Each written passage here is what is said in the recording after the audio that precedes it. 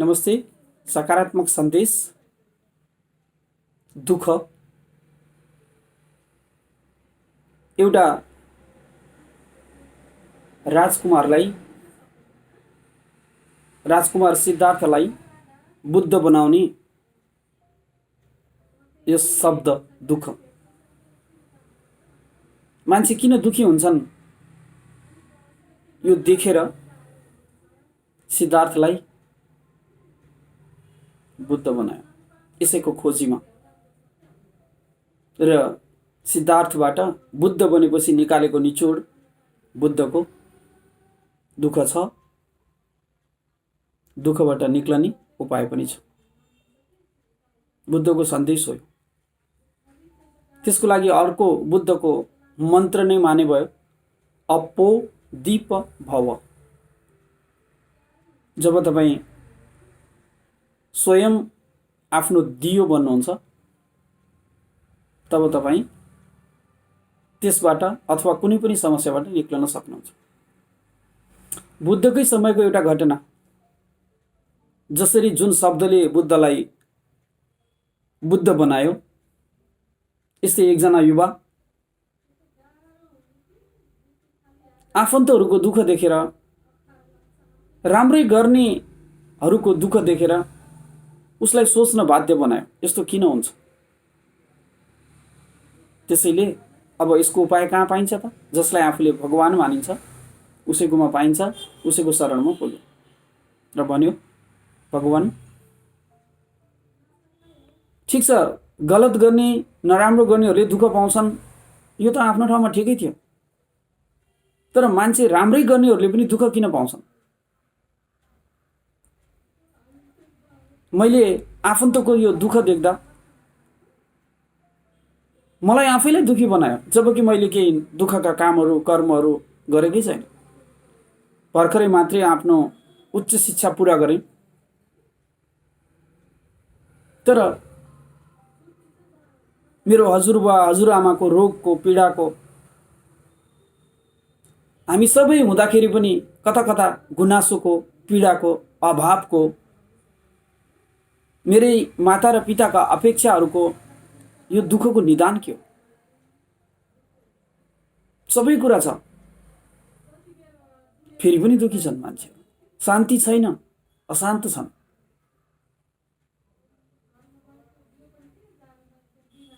म आफैलाई सानो हुँदाखेरि सपना थियो कि अलि ठुलो र जवान भयो भने म खुसी हुन्छु होला। जब म कलेज पढ्न थालेँ अनि मलाई लाग्यो अब मेरो उच्च शिक्षा पुरा भयो भने म खुसी हुन्छु होला। तर सपना मात्रै भयो, उच्च शिक्षा पुरा भयो, अब मेरो चाहना अझै समृद्धि कसरी ल्याउने अनि खुसी हुन्छु होला। तर मैले के हेरेँ भने उमेरको हिसाबले म भर्खर जवान भए पनि प्रौढ अथवा वृद्धहरू पनि मैले देखेँ, मेरो घरमै देखेँ, मेरा छिमेकमा देखेँ। सन्तुष्टि, तृप्ति, खुसी देखिएन उनीहरूको अनुहारमा। ठिक छ, सानो बच्चालाई त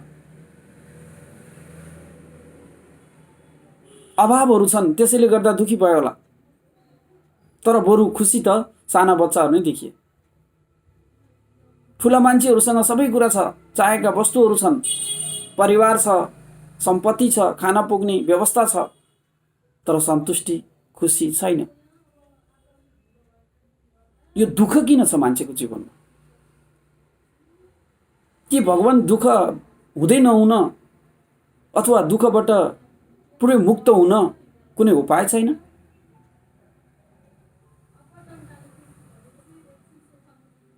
बरु हजुरको अनुहारमा मैले केवल मुस्कान, सन्तुष्टि र तृप्ति देख्छु। यसको रहस्य के हो? जबकि हजुरसँग त्यस्तो गाडी घोडा आफ्नै नामको सम्पत्ति छैन। यी भन्तीहरू सबै जो हुनुहुन्छ उहाँहरूको पनि कपाल छैन, कपडा आफ्नो होइन अरूले दिएको छ, खाना पनि भिक्षा मागेर ल्याएको खाइन्छ, दान गरेको खाइन्छ, तर उहाँहरूको अनुहारमा चमक र मुस्कान देखिन्छ, उत्साह देखिन्छ। तर गृहस्थ गर्ने, कारोबार गर्ने, व्यवसाय गर्ने, जागिर गर्ने सांसारिक मान्छेहरूको अनुहारमा खुसी छैन। सन्तुष्टि छैन, तृप्ति छैन, यो दुःख किन? लामो समयसम्म उसको भित्र भएका सबै जिज्ञासाहरू जब उसले भनेर भ्यायो, अनि बुद्ध मुस्कुराउँदै भन्नुहुन्छ, तिमी भित्र धेरै प्रश्नहरू छन्, धेरै जिज्ञासाहरू छन्, यसको उत्तरको खोजीमा म पनि दुनियाँ भौतारिँदै हिँडेँ। अनि उत्तर बाहिर नभएर भित्र पाएँ। एउटा घटना सुन। खोजीकै क्रममा म एक ठाउँमा सन्यासीको भेषमा जङ्गलमा झाडीको नजिकै ध्यान गर्दै थिएँ। गाउँका जवान अपराधीहरूले एकजना युवतीलाई अपराधको नियतले दगुराउँदै त्यही जङ्गलमा ल्याए। म जहाँ ध्यान गरेका थिएँ त्यो झाडी थियो ठुलो मेरो बगलमा।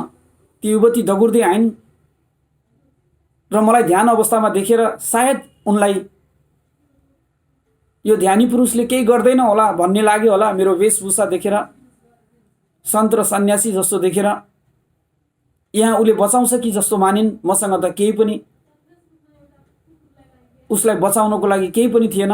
तर मैले ध्यान गरेको त्यो ठाउँमा मेरो नजिकैको छेउको झाडीमा गएर तिनी लुकिन्।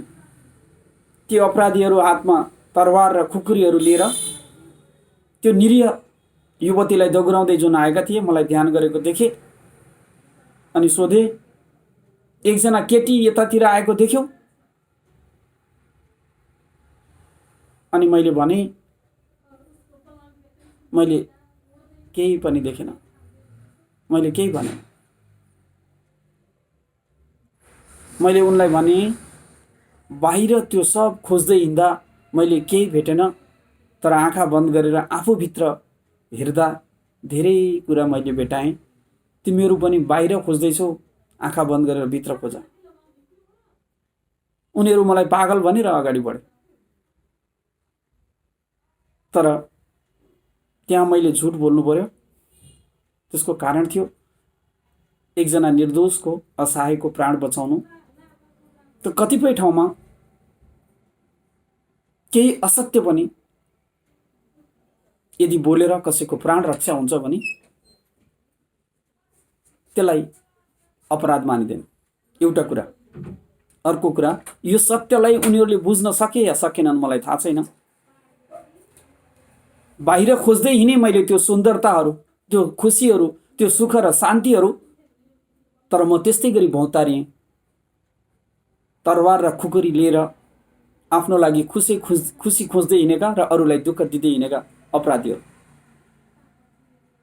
तर जब म आँखा बन्द गरेर बाहिरका सबै कुरा त्यागेर सामान्य वेशभूषामा आफूभित्र खोजेँ, त मैले अथाह खजाना भेटाएँ। अब तिमीले पनि दुःखको उपाय खोज्यौ। तिम्रो जिज्ञासाले साँच्चै तिमीले बाहिर अरूलाई देखाउनको लागि मात्रै, अरूलाई सुनाउनको लागि मात्रै, आफू राम्रो बन्छु भन्नको लागि मात्रै यदि यो प्रश्न सोधेको हो भने त्यसको समाधान तिमीले पाउँदैनौ। तर साँच्चै जिज्ञासा भित्रबाट जागेर तिमीभित्र त्यो प्यास, दुःखको कारण जान्नको लागि जागेको हो भने त्यसको समाधान पाउँछौ। तिम्रो समाधानको लागि तिमी 5 दिन यही आश्रममा हामीसँग बस्नुपर्छ। जिज्ञासा जागेकै थियो। उसले भने, हुन्छ। बुद्धले आफ्नो भान्सेलाई बोलाए र यो जवान 5 दिन यहाँ बस्ने हो, योसँग गरिने व्यवहार भनेर कानमा खुसुक्क बताए के गर्नुपर्ने हो। अनि त्यो जवानलाई भने, तिमी भान्सामा जाऊ, तिम्रो राम्रो खातिरदारी हुन्छ। तर त्यहाँ जानुभन्दा अगाडि मानव भएपछि आवश्यकता, इच्छा र चाहनाहरू तिम्रा धेरै होलान्। अझै जवान छौ, धेरै अपेक्षा होला तिम्रो। तर भन, तिमीलाई खानामा मनपर्ने कुरा, सबभन्दा मनपर्ने कुरा के हो?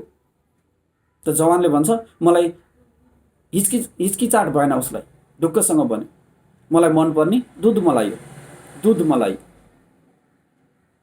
जाऊ, तिम्रो खातिरदारी हुन्छ। भान्सामा पठाइयो। भान्सेलाई बताइसकिया थियो। अनि भान्सेले जाने बित्तिकै 5वटा रसमलाई उसलाई टकारे। भगवान्ले मेरो राम्रो खातिरदारी गर्नुभएको रहेछ भनेर राम्रोसँग मिठो मिठो त्यो रसभरी खायो। बेलुका खानामा फेरि बोलाइयो, 5 दिन बस्न छ नि, 10वटा रसमलाई उसलाई टकारियो।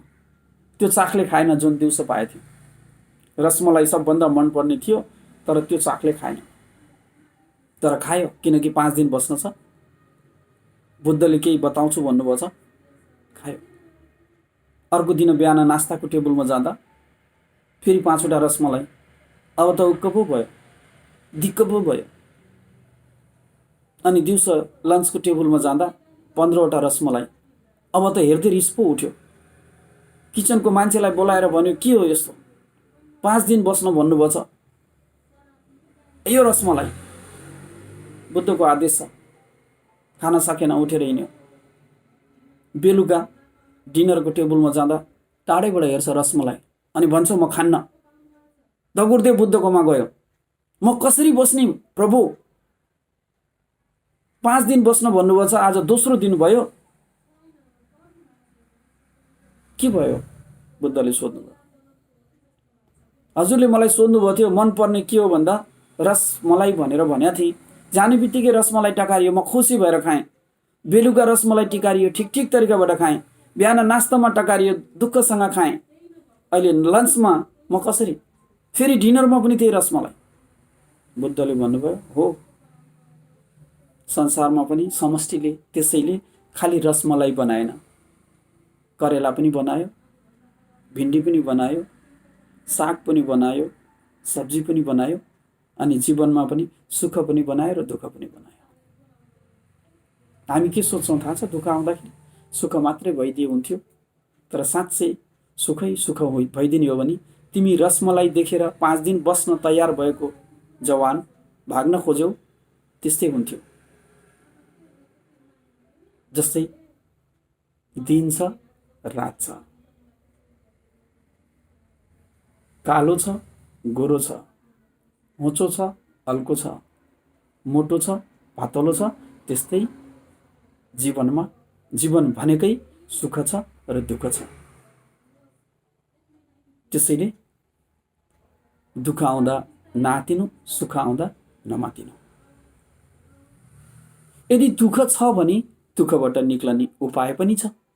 त दुःखबाट निक्लने उपाय के? म जस्ता बुद्धहरू दुःखबाट निक्लनको लागि ज्ञान दिने, ध्यान दिने, त्यो विधि दिने,